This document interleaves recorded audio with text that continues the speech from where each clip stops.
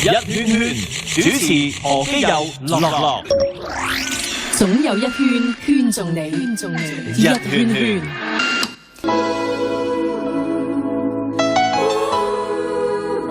逝去的諾言、跳舞街、傻女、千千闕歌、飄雪、花店，首首都係陳慧嫻喺寶麗金嘅經典金曲。飾演某段美麗故事主人，飾演你教練共尋夢的戀人。為咗紀念入行30週年，加上慶祝寶麗金重開 ，Priscilla 經典再現，即將推出發燒專輯 Priscilla Sings Polygram Classics by Heart， 重新收錄兼翻唱寶麗金年代嘅經典金曲。除咗會翻唱自己嘅歌 ，Priscilla 仲會翻唱其他寶記歌手嘅金曲，包括 Sam Hui、李克勤、譚詠麟、B 哥哥、草蜢、張學友、黎明，仲有今日我哋會講到嘅關淑怡。究竟喺陳慧嫻眼中嘅關淑怡係點嘅呢？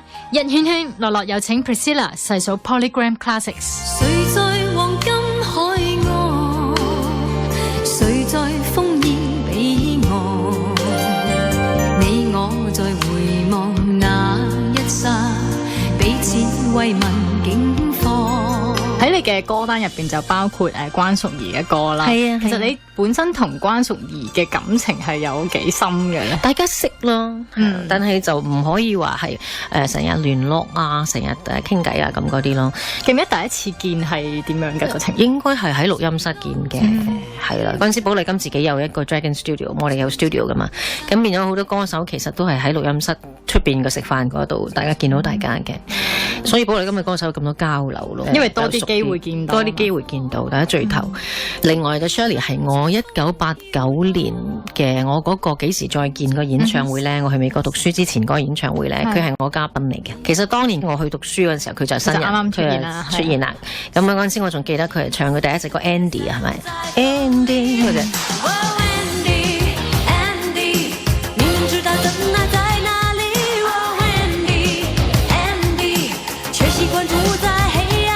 當時亦都係克勤咯，亦都係應該係出道冇幾耐咯。佢哋兩個都係我嘅嘉賓咯嗰陣時。咁你認識佢嗰陣，佢嗰陣時係新人咁樣出道咁樣。係啊。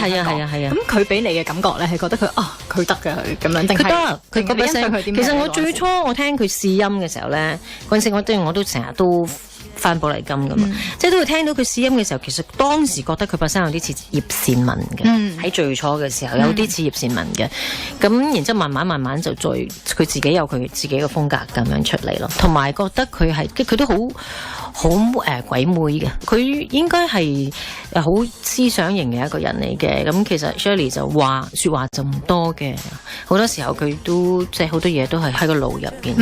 同埋 Shirley 俾我嘅感覺，佢都係個好 sexy 嘅女仔，好 sexy 嘅，即係尤其是嗰陣時啦，即係佢嗰陣時啱即係出道嗰陣時，佢話好犀利，日日都係吊帶衫同埋熱褲喺寶麗金出現，所以其實好多都嗰陣時都有好多男仔，即係好多男性感女神，係啊，性感女神啊！我好記得嘅，我好記得有一次同安格，因為同安格都係即係台灣嘅寶麗金咁嘛，咁佢都話出現，哇！佢見到關淑怡之後好眼咧，咁佢個情咧擘大咗，係啊，跟住我就話，嗨，咁佢都係望住關淑怡。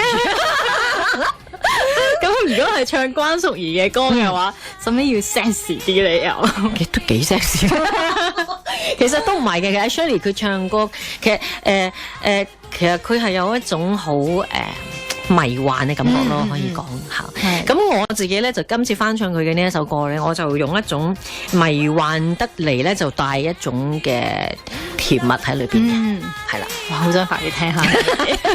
好少聽你迷幻裏邊有甜蜜，係究竟係點嘅咧？